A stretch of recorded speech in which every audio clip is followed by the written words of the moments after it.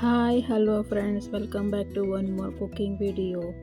ಎಲ್ಲರೂ ಹೇಗಿದ್ದೀರಾ? ಚೆನ್ನಾಗಿದ್ದೀರಾ? ನಾವು ತುಂಬ ಚೆನ್ನಾಗಿದ್ದೀವಿ ಫ್ರೆಂಡ್ಸ್.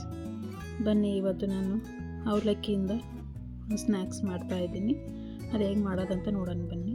ಅದಕ್ಕೆ ಬೇಕಾಗಿರೋ ಇಂಗ್ರೀಡಿಯೆಂಟ್ಸ್ಗಳು: ಕರಿಬೇವು, ಕಡಲೆಪಪ್ಪು, ಸ್ವಲ್ಪ ಒಣ ಕೊಬ್ಬರಿ, ನಾನು ಬಾದಾಮಿ ತೊಗೊಂಡಿದ್ದೀನಿ, ಅದು ಆಪ್ಷನಲ್ಲು, ಶೇಂಗಾ ಬೀಜ ಮತ್ತು ಅವಲಕ್ಕಿ.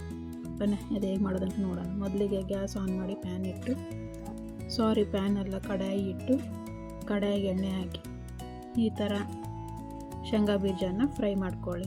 ಅದು ಫುಲ್ ಕ್ರಿಸ್ಪಿ ಆಗ್ಬೇಕು, ಅಲ್ಲಿವರೆಗೂ ಫ್ರೈ ಮಾಡ್ಕೊಳ್ಳಿ. ಆಮೇಲೆ ಕಡಲೆಪಪ್ಪನ್ನ ಹಾಕಿ ಅದನ್ನು ಚೆನ್ನಾಗಿ ಈ ಥರ ಕಲರ್ ಬರೋವರೆಗೂ ಎಣ್ಣೆಯಲ್ಲಿ ಫ್ರೈ ಮಾಡ್ಕೊಳ್ಳಿ. ಆಮೇಲೆ ಒಣ ಕೊಬ್ಬರಿ ನೋಡಿ, ಈ ಥರ ಕಲರ್ ಬಂದರೆ ಸಾಕು, ಚೆನ್ನಾಗಿರುತ್ತೆ ತಿನ್ನೋದಕ್ಕೆ. ಎಲ್ಲವೂ ಒಂದು ಪಾತ್ರೆಯಲ್ಲಿ ಹಾಕ್ಕೊಳ್ಳಿ. ಇದು ಬಾದಾಮ, ಇದು ಆಪ್ಷನಲ್, ಬೇಕಂದ್ರೆ ಹಾಕ್ಕೊಳ್ಳಿ, ಬೇಡ ಅಂದರೆ ಬೇಡ, ಸ್ಕಿಪ್ ಮಾಡ್ಬೋದು. ಇದ್ರ ಜೊತೆ ಗೋಡಂಬಿನೂ ಹಾಕೋಬೋದು, ಒಣ ದ್ರಾಕ್ಷಿನೂ ಹಾಕೋಬೋದು, ಚೆನ್ನಾಗಿರುತ್ತೆ. ಒಂದ್ಸತಿ ಟ್ರೈ ಮಾಡಿ ನೋಡಿ, ಡ್ರೈ ಫ್ರೂಟ್ಸ್ ಎಲ್ಲ ಹಾಕಿ. ಇದಾದಮೇಲೆ ಕರಿಬೇವು ಕೂಡ ಚೆನ್ನಾಗಿ ಕ್ರಿಸ್ಪಿ ಆಗಬೇಕು ಫ್ರೆಂಡ್ಸ್, ಅಲ್ಲಿವರೆಗೂ ಎಣ್ಣೆಯಲ್ಲಿ ಫ್ರೈ ಮಾಡಿ. ನೋಡಿ, ಚೆನ್ನಾಗಿ ಕ್ರಿಸ್ಪಿ ಆಗಿದೆ. ಈಗ ನಾನು ಅದನ್ನು ಒಂದು ಪಾತ್ರೆಯಲ್ಲಿ ಹಾಕ್ಕೊತಾ ಇದ್ದೀನಿ. ಈಗಿದೆಲ್ಲ ಆಯಿತು.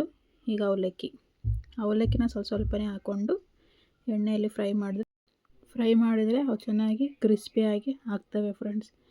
ಎಲ್ಲವನ್ನೂ ಈ ಥರನೇ ಮಾಡಿಕೊಂಡು ರೆಡಿ ಇಟ್ಕೊಳ್ಳಿ ಫ್ರೆಂಡ್ಸ್. ಎಲ್ಲವೂ ಇವು ಮಕ್ಕಳು ಸ್ಕೂಲಿಂದ ಬಂದ ತಕ್ಷಣ ಏನಾದರೂ ಸ್ನ್ಯಾಕ್ಸ್ ಕೊಡೋ ಅಂದಾಗ ಕೊಡ್ಬೋದು, ಚೆನ್ನಾಗಿರುತ್ತೆ. ಈಗ ಹಸ್ಬೆಂಡ್ ಆಫೀಸಿಂದ ಬಂದಾಗ ಸ್ವಲ್ಪ ಚೂಡ ಅದ್ರ ಜೊತೆ ಟೀ ಮಾಡಿಕೊಟ್ರೆ ಅವ್ರಿಗೂ ಒಳ್ಳೆ ಸ್ನ್ಯಾಕ್ಸ್ ಆಗುತ್ತೆ ಫ್ರೆಂಡ್ಸ್. ನಮಗೂ ಮನೇಲಿ ಮಾಡಿಕೊಟ್ಟಿವಿ ಅನ್ನೋದು ಖುಷಿ ಸಿಗುತ್ತೆ ನಮಗೂ ಫ್ರೆಂಡ್ಸ್.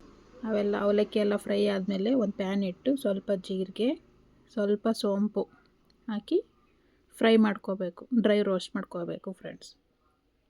ನೋಡಿ, ಈಗ ಡ್ರೈ ರೋಸ್ಟ್ ಆಗಿದೆ. ಸಣ್ಣ ಮಿಕ್ಸಿ ಜಾರಿಗೆ ಡ್ರೈ ರೋಸ್ಟ್ ಮಾಡ್ಕೊಡೋದಂತೆಲ್ಲ ಹಾಕ್ಕೊಂಡು ರುಚಿಗೆ ತಕ್ಕಷ್ಟು ಉಪ್ಪು, ಹಾಗೆ ಸ್ವಲ್ಪ ಖಾರದ ಪುಡಿ ಹಾಕ್ಕೊಂಡು ಎಲ್ಲವನ್ನ ಒಂದ್ಸತಿ ಮಿಕ್ಸಿ ಮಾಡ್ಕೊಳ್ಳೋಣ ಫ್ರೆಂಡ್ಸ್. ನೋಡಿ, ಈ ಥರ ಆಗುತ್ತೆ ಅದು. ಈ ಪೌಡ್ರನ್ನ ನಾವು ಆವಾಗಲೇ ಮಾಡಿಟ್ಕೊಂಡಂಥ ಚೂಡಾಗೆ ಹಾಕಿ ಚೆನ್ನಾಗಿ ಮಿಕ್ಸ್ ಮಾಡಿದರೆ ನಮ್ಮ ಟೇಸ್ಟಿ ಆದ ಈವ್ನಿಂಗ್ ಸ್ನ್ಯಾಕ್ಸ್ ಚೂಡ ರೆಡಿ. ಇದಕ್ಕೆ ಬೇಕಂದರೆ ನಾವು ಸಕ್ಕರೆ ಪೌಡ್ರ್ ಸ್ವಲ್ಪ ಹಾಕ್ಕೋಬೋದು, ಟೇಸ್ಟ್ ಕೊಡುತ್ತೆ. ಸ್ವೀಟ್ ಇಷ್ಟ ಇಲ್ಲ ಅಂದರೆ ಸಕ್ಕರೆ ಪೌಡ್ರ್ ಏನು ಬೇಡ ಫ್ರೆಂಡ್ಸ್, ಇದೇ ಥರ ತಿನ್ಬೋದು. ನೋಡಿ, ನಮ್ಮ ಚೂಡ ರೆಡಿ ಆಯಿತು. ಈವ್ನಿಂಗ್ ಸ್ನ್ಯಾಕ್ಸ್ ತುಂಬ ಟೇಸ್ಟಿಯಾಗಿರುತ್ತೆ. ನೀವು ಒಂದ್ಸಲ ಟ್ರೈ ಮಾಡಿ ನನಗೆ ಕಮೆಂಟ್ ಬಾಕ್ಸಲ್ಲಿ ತಿಳಿಸಿ ಫ್ರೆಂಡ್ಸ್. ಈ ಚೂಡನ ನೀವು ಏರ್ ಟೈಟ್ ಬಾಕ್ಸಲ್ಲಿ ಸ್ಟೋರ್ ಮಾಡಿಕೊಂಡ್ರೆ ಅದೇ ಥರ ಕ್ರಿಸ್ಪಿಯಾಗಿರುತ್ತೆ, ತಿನ್ನೋದಕ್ಕೂ ಚೆನ್ನಾಗಿರುತ್ತೆ. Bye friends, see you in next blog.